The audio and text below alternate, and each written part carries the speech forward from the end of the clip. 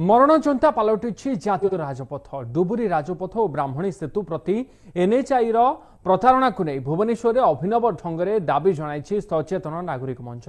सड़क दुर्घटन प्राण हरा लोकंर मृत्यु बेले किभली परिवार शोकर छाया खेली जाए ताहाकू पथप्रांत नाट्य रूपांतर देखाई युवक एवं युवती।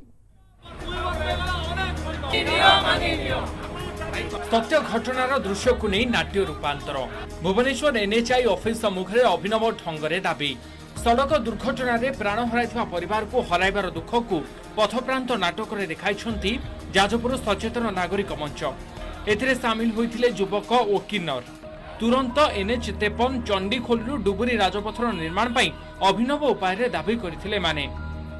आम एनएच ऑफिस जाइतिलु। एनएच ऑफिस रे से किछि सुनु नांती कि जहाँ हूँ आज की देख केते केते लोक एक्सीडेंट रे मरछंती। आउ गोटे ब्राह्मणी नुआ नदी सेतु तैयारी हो आमर दाबी एतिके। बहुत सारा जगह माने सड़क तैयारी भी करूना जो कि सड़क दुर्घटना होची।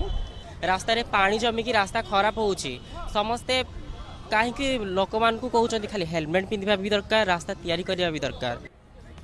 राजपथरे कबाट बंध निकटरे 1960 मसीह 1.25 किलोमीटर ब्राह्मणी सेतु निर्माण करा जायथिला। तेणु एहा एबे मरणजंता पलटिछि। तेणु तुरंत द्वितीय सेतु निर्माण कार्य आरंभ करने को दाबी होछि। एहा सहित संकोचित रास्ता पाई भारी जान ट्रक धक्कारे 87 रु अधिक मुंड गड़िलानी एवं 350 रु अधिक आहत हेलेनी।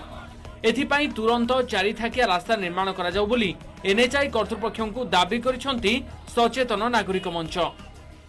जो 53 नंबर जातीय राजपथ चंडीखोल तालचेर पर्यंत जहाँकि सचेतन नागरिक मंच से रास्तार प्रशस्तीकरण पाई एवं विशेष करी आम ब्राह्मणी ब्रिज मुंडर बासिंदा आमर सबुठ बड़ दाबी द्वितीय ब्राह्मणी ब्रिज एवं चंडीखोल तालचेर पर्यंत चारिथाकिया रास्ता निर्माण दाबी जोटी दीर्घ 2 वर्ष भितर 300 रु ऊर्ध्व मुंड गड़िलानी। एनएचआई विरोध में आगक अनिर्दिष्ट काल पर्यंत अर्थनैतिक अवरोध करा बोली मंच पक्षरु चेतावनी दी जायछि। भुवनेश्वर वीडियो जर्नालिस्ट गौरीशंकर दासंक सह प्रियरंजन नायकों रिपोर्ट एमबीसी न्यूज।